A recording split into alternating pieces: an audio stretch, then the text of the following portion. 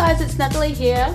Today I wanted to show you this really fun project to create these tags. Now these are tags with a little bit of a difference because if you look at them, they are actually spinner tags. I put these cute little animals in there and they spin around, so they're nice and interactive, and my kids have been spinning these ones like crazy, so this one's a little bit wobbly, but I wanted to go ahead and show you how to put these together because they are quite simple and really fun. They just add something a little bit different.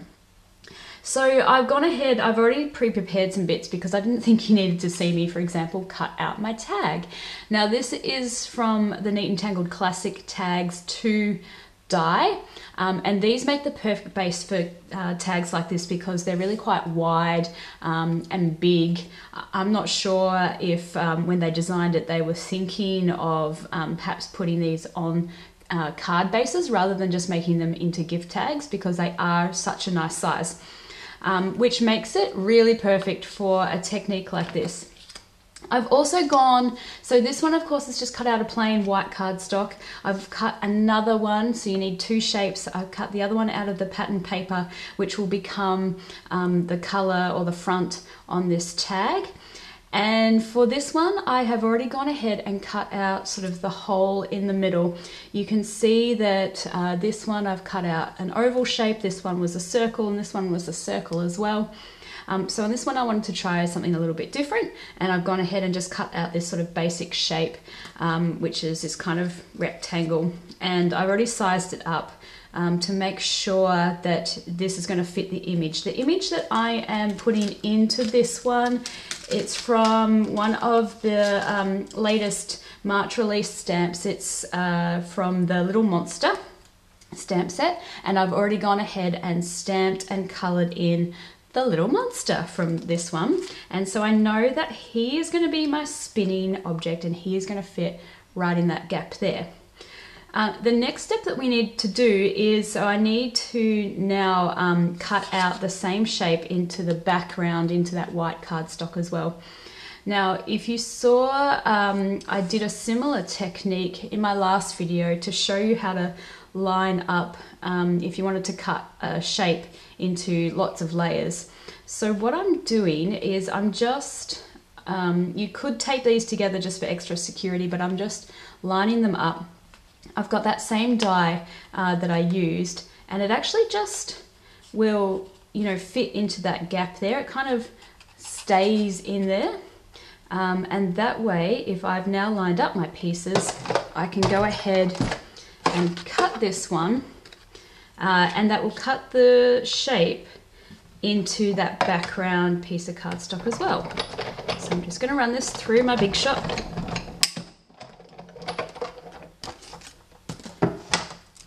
And there we go. Just moving this to one side because we're going to need him again in a minute.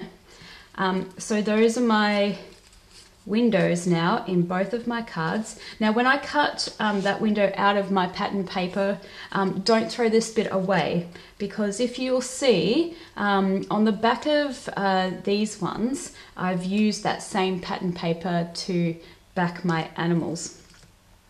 Because you know, the animals are going to spin, so you are going to see the back side of them.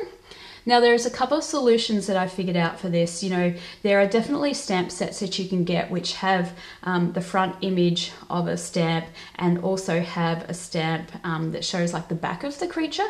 I know that those exist. They didn't exist for these stamp sets that I used. But that's one solution, so you could stamp the front image and the back image. Another solution to what to do about the back is if you were stamping something on this one, for example, I used the turtle from, most of these, the monkey and the turtle, sorry, are from the Wild Ones stamp set. The turtle, I just thought to spin him around, because he was a bit of a funny shape, that he might be a little bit off balanced. So what I've done is I've just stuck him onto this another piece of white circle, which is of course a symmetrical shape, so that becomes nice and easy to spin. So if you had a bit of an off balanced image, you could definitely back it onto a different shape so that it could spin. But again, to stop you from seeing sort of just a plain white back, I've backed the circle with that same patterned paper. And that's been my solution for all of the rest of these ones as well. So he's got the green on him. So don't throw out this bit, because now that I've cut out my coloured in monster, to create the back of him, I now will use the same monster die and cut another shape out of this pattern paper. Now, a word of advice, which I got this one wrong to begin with, because you actually want to cut out the back image of the monster, if you're like me and you're used to putting your die face down onto the piece of patterned paper that you want. For example, I want the stars, and normally when I put down a die onto my pattern paper, I put it face up with the pattern that I want. But for this, because we actually want the back of the monster in that pattern paper, I need to turn it over if I'm going to put my die face down like I'm used to. So I'm going to just use that scrap that I've cut out, because it is the same pattern, of course, and now cut out my monster. And I'll show you what I mean, in case all of that rambling was a bit confusing. See, that is the face up of my monster, which is great. And that way, when you turn him over, he'll have the stars, because I want the stars. So hopefully that makes a little bit more sense now that I've done it that way. Now we just need to put this tag together. As I say, much easier than what you anticipate. So I'm just looking for all of my material. Of course, you need a string to string your spinner on. I'm using some gold twine. You can use anything that you like, so you can go sort of as thin or as subtle as you like, or as thick and obvious as you like. So you could use baker's twine, for example, if you weren't that concerned about seeing it, or if you wanted to pretend like the string wasn't there, then maybe you want to go for like a clear twine. You know, something like fishing twine would be fine. But I'm going for the gold because it's sparkly and it's pretty, and I don't mind that you can see it, especially when it is pretty. So I'm just going to cut. You need to, of course, cut ample, and I've just put some double-sided tape on my monster, as you can see. I'll zoom this in a bit. Sorry, it's going to be a little bit jerky. No, that's as far as I can go, I'm afraid. I've put some double-sided tape down, and I'm just putting my gold twine, sticking it onto this. The double-sided tape that I'm using is a really quite sort of strong one. But even so, I like to then put another layer over the top of my string as well, to make sure that it really stays in place. Because of course, this is an interactive card, so you're expecting that people will play with it, and the more they play with it, then you know, this string could come loose. So you want to make sure that he's nice and tight in there. Now, as you can see, I've now just stuck the back of my monster down, and now he is suspended on the string.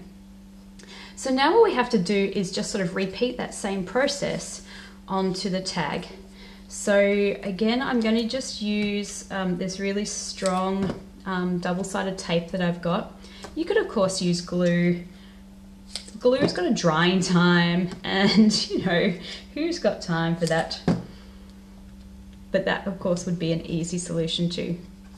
So I'm putting some of my tape at the top and the bottom onto the base card, if you like.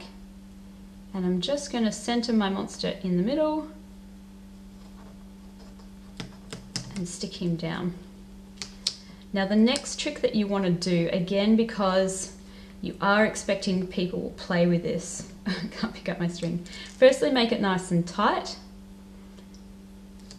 And then with all of this excess, don't just trim it off, but actually I'm just gonna bundle it up and stick it down onto that tape, just to give me that added sort of security that as people are spinning, that there is actually a bit of give in the string and it's not just going to come apart. And then once again, adhering this down really nice and strong so that people can play with it.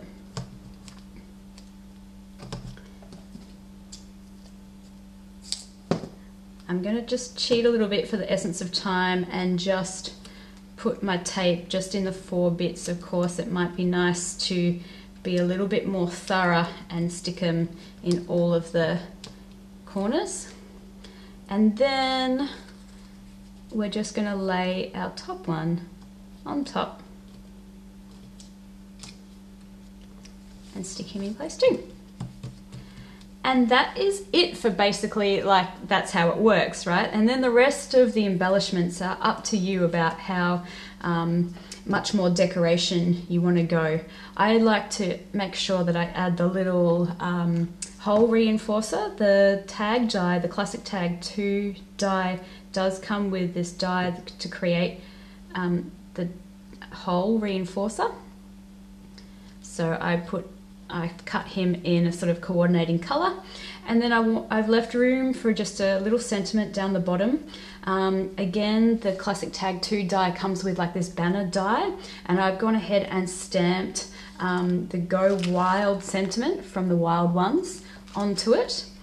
And it's just, I would like to center it here, and I knew that that was going to be a bit long that way. And so I'm just gonna trim him off there.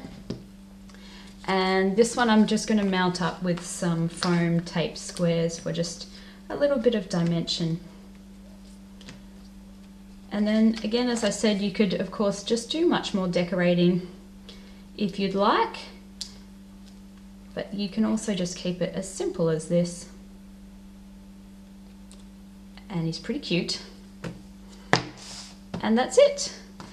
That was a quick rendition of how to make this spinner tags, but now it's just up to you about how you want to take this technique and make it your own. So you could go super crazy. Of course, you could create a card rather than tags. You could have all different shapes, all different monsters and creatures and whatnot in there. But how cute, right? And just something a little bit extra fun for presents or for gifting, and kids especially are going to have bunches of fun with it. I can vouch for that. I hope you've enjoyed this today. If you have any questions, of course, don't forget to leave them in the blog post below, and I will see you again next time. See you later.